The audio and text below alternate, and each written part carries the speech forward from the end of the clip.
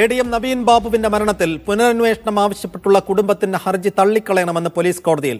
കേസിൽ സമഗ്രമായ അന്വേഷണം നടന്നു. അന്വേഷണത്തിൽ അപാകതയുണ്ടെന്ന വാദം മേൽക്കോടതികൾ തള്ളിയതാണെന്നും പോലീസ് റിപ്പോർട്ടിൽ.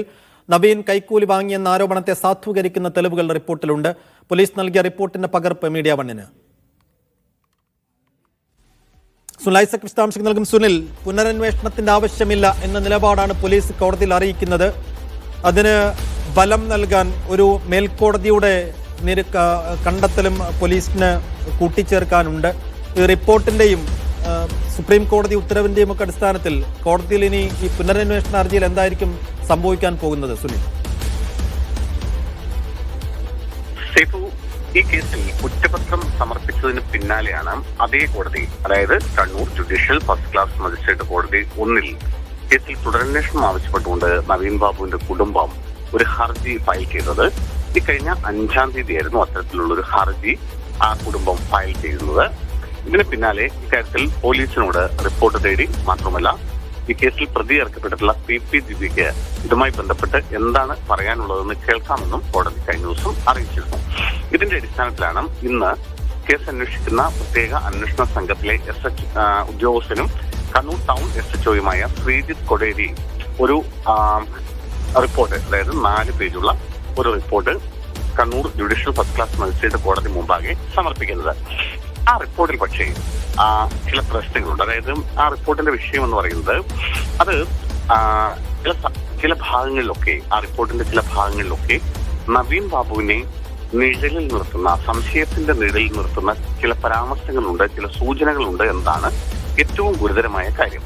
അതായത് കുടുംബം പറഞ്ഞിരുന്നത് ഈ കുറ്റപത്രത്തിൽ ആകെ വലിയ തോതിൽ പിഴവുകളുണ്ട്. 13 പിഴവുകൾ പ്രധാനമായും ഇതിലുണ്ട്. ആ പിഴവുകളിലൂടെ പ്രതിക്ക് രക്ഷപ്പെട്ടു പോകാനുള്ള സാധ്യതയുണ്ട്, സാഹചര്യമുണ്ട്. അതുകൊണ്ട് തുടരന്വേഷണം വേണമെന്നാണ്. മാത്രമല്ല, ആദ്യഘട്ടം മുതൽ തന്നെ ഈ നിലവിലെ അന്വേഷണ സംഘം, അതായത് കണ്ണൂർ ടൗൺ SHO ശ്രീജിത്ത് കൊടേരിയും അതുപോലെ ACP ആയിരുന്ന ഇപ്പോൾ റിട്ടയർഡ് ആയിട്ടുള്ള രത്നകുമാർ, ഈ 2 പേരുടെ അന്വേഷണത്തിൽ വിശ്വാസമില്ലെന്നും ഇവരെ CPMന്റെ ശത്രുവുമായി പ്രവർത്തിക്കുന്ന 2 ഉദ്യോഗസ്ഥരാണ്. അതുകൊണ്ട് ഒരു കാരണവശാലും ഇവരുടെ അന്വേഷണം അംഗീകരിക്കില്ലെന്നും ആദ്യം തന്നെ കുടുംബം നിലപാടെടുത്തിരുന്നു. പക്ഷേ അത് പിന്നീട് അതിന്റെ മേൽനോട്ട ചുമതല DIGക്ക് കൈമാറുകയും ഇതേ ഉദ്യോഗസ്ഥർ തന്നെ കേസ് അന്വേഷിക്കുകയും ചെയ്യുന്ന സാഹചര്യമാണ് ഉണ്ടായത്.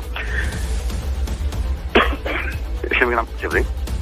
അതിനുശേഷം എന്തായാലും ആ അന്വേഷണ ഉദ്യോഗസ്ഥൻ തന്നെയാണ് ഇപ്പോൾ ഇതുമായി ബന്ധപ്പെട്ട ഒരു റിപ്പോർട്ട് കോടതിയിൽ സമർപ്പിച്ചിരിക്കുന്നത്. ഈ റിപ്പോർട്ട് കോടതിയിൽ സമർപ്പിക്കുന്നതിന് തൊട്ടു മുമ്പ് PP ദിവ്യയുടെ അഭിഭാഷകന് പറയാനുണ്ടായിരുന്ന കാര്യങ്ങൾ രാവിലെ കോടതി കേട്ടിരുന്നു. അതിൽ അഭിഭാഷകൻ പറഞ്ഞത്, ഈ കേസ് അനന്തമായി നീട്ടിക്കൊണ്ടുപോകാൻ വേണ്ടി കുടുംബം മനഃപൂർവ്വം നൽകുന്ന ഹർജിയാണ്. ആ ഹർജിയിലെ വാദങ്ങൾ നിലനിൽക്കില്ല. ഹൈക്കോടതിയും സുപ്രീം കോടതിയും തള്ളിയ വാദങ്ങളാണ് വീണ്ടും ഉയർത്തുന്നത്.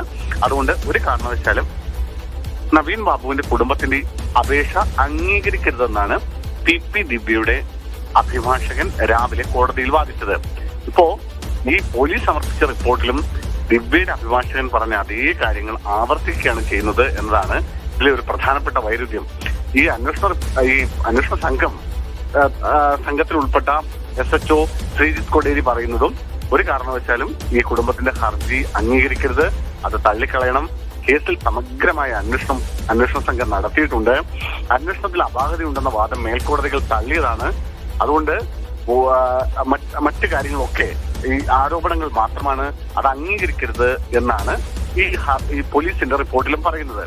ബോധപൂർവം ചില മൊഴികൾ രേഖപ്പെടുത്തിയില്ലെന്ന നവീൻ ബാബുവിന്റെ കുടുംബത്തിന്റെ വാദം തെറ്റാണെന്നും ഈ റിപ്പോർട്ടിൽ പറയുന്നുണ്ട്. മാത്രമല്ല, ഈ നവീൻ ബാബുവിനെ സംശയത്തിന്റെ മുൾമുനയിൽ നിർത്തുന്ന ഒരു നിലയിലേക്കായിരുന്നു ആദ്യഘട്ടം മുതൽ തന്നെ അന്വേഷണം പോയതെന്നും കുറ്റപത്രത്തിൽ അത്തരം ചില സൂചനകൾ ഉണ്ടായിരുന്നു എന്നും ഒക്കെ നമ്മൾ നേരത്തെ റിപ്പോർട്ട് ചെയ്തതാണ്. ഇപ്പോ കോടതിയിൽ സമർപ്പിച്ചിട്ടുള്ള അന്വേഷണ റിപ്പോർട്ടിലും ഏതാണ്ട് അത്തരം ചില പരാമർശങ്ങൾ ആവർത്തിക്കുന്നുണ്ട് അന്വേഷണ ഉദ്യോഗസ്ഥനായ ശ്രീജിത്ത് കൊടേരി. അതായത് നവീൻ കൈക്കൂലി വാങ്ങിയെന്ന ആരോപണത്തിൽ പറയുന്നത്, അതായത് ഈ നവീൻ ബാബുവിനെതിരായ ചില കലക്ടറുടെ മൊഴിയാണ് അതിലൊരു പ്രധാനപ്പെട്ട കാര്യമായി പറയുന്നത്. അതായത് കളക്ടർ റവന്യൂ മന്ത്രിയെ ബന്ധപ്പെട്ടതിനും CDRൽ തെളിവുണ്ട്. മാത്രമല്ല, ഈ നവീൻ ബാബുവും TV പ്രശാന്തനും തമ്മിൽ ഈ മരിക്കുന്നതിന്റെ തലേദിവസവും അതിന്റെ തൊട്ടടുത്ത ദിവസവും ഫോണിൽ ബന്ധപ്പെട്ടതിന് CDRൽ രേഖകളുണ്ട്. മാത്രമല്ല, ഈ പ്രശാന്ത് അതായത് പരാതിക്കാരനായിട്ടുള്ള പ്രശാന്ത് പള്ളിക്കുന്നിൽ നവീൻ ബാബു താമസിക്കുന്ന ക്വാർട്ടേഴ്സിന്റെ സമീപത്ത് പോയിരുന്നു എന്നതിന്റെ CCTV ദൃശ്യങ്ങളുണ്ട്. ഒപ്പം ഒരേ സമയം ഇരുവരുടെയും മൊബൈൽ ടവറുകൾ പള്ളിക്കുന്ന്, അതായത് ഈ ക്വാർട്ടേഴ്സ് ഇരിക്കുന്ന സ്ഥലം അതിന്റെ ഭാഗത്തായി ഉണ്ടായിരുന്നു എന്നതിന് പല സമയങ്ങളിൽ അതിന് ഒരുമിച്ചുള്ള തെളിവുകൾ കിട്ടിയിട്ടുണ്ട്. മാത്രമല്ല ഇതിൽ ഏറ്റവും വലിയ പ്രധാനപ്പെട്ട ഒരു വിഷയം എന്ന് പറയുന്നത് നമുക്കറിയാം, ഈ വിവാദ പെട്രോൾ പമ്പിന്റെ ഉടമയായിട്ടുള്ള പ്രശാന്തൻ വിജിലൻസിന് പരാതി നൽകിയില്ല എന്ന് പിന്നീട് തെളിഞ്ഞതാണ്. നമ്മൾ പ്രേക്ഷകർ ഓർക്കുന്നുണ്ടാവും. അതായത് അതിൽ ഒപ്പ് വ്യാജമാണെന്നും പേര് വ്യാജമാണെന്നും കണ്ടെത്തിയിരുന്നു. അതോടുകൂടി ഈ നവീൻ ബാബുവിനെതിരെ നേരത്തെ നൽകിയിരുന്ന ഒരു വിജിലൻസിൽ മുഖ്യമന്ത്രിക്ക് പരാതി നൽകി വിജിലൻസിന് പരാതി നൽകിയെന്ന വാദം തെറ്റാണെന്ന് നേരത്തെ തന്നെ വാർത്തകൾ വന്നതാണ്.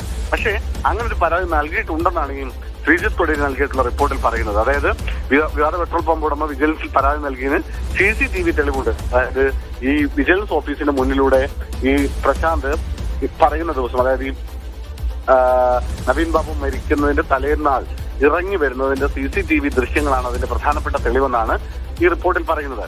എന്നാൽ ഒരു കാര്യം മാത്രം പറയുന്നു, അതായത് ആത്മഹത്യാ പ്രേരണ കുറ്റം നിലനിൽക്കും, അതിന് സാധ്യതകളുണ്ട്, സാഹചര്യങ്ങളുണ്ട്. ദിവ്യയുടെ പരാമർശം, പിന്നീട് ഈ ദിവ്യയുടെ പരാമർശം കണ്ണൂരിലെ പ്രാദേശിക ചാനൽ കണ്ണൂർ വിഷൻ എന്ന് പറയുന്ന ഒരു പ്രാദേശിക ചാനലിന്റെ റിപ്പോർട്ടർ അത് പോയി അവിടെ നിന്ന് പകർത്തുന്നു. അത് പകർത്തി അയാളുടെ ടെലിവിഷൻ ചാനലിലും അയാളുടെ സോഷ്യൽ മീഡിയ അക്കൗണ്ട് വഴിയും ഇത് പ്രചരിപ്പിക്കുന്നു. അതിന്റെ മാനസിക വിഷമവും നവീൻ ബാബുവിനുണ്ടായിരുന്നു. അതും ഈ മരണത്തിന് കാരണമായിട്ടുണ്ട് എന്നും റിപ്പോർട്ടിൽ പറയുന്നുണ്ട്. പക്ഷെ അങ്ങനെ പറയുമ്പോഴും ഈ പ്രാദേശിക ചാനൽ റിപ്പോർട്ടറെ സാക്ഷിയായിട്ടാണ് ഇപ്പോൾ ഉൾപ്പെടുത്തിയിരിക്കുന്നത്. പ്രതിയായി ഒറ്റ പ്രതിയുള്ളൂ, അത് BP ദിവ്യ മാത്രമാണ്.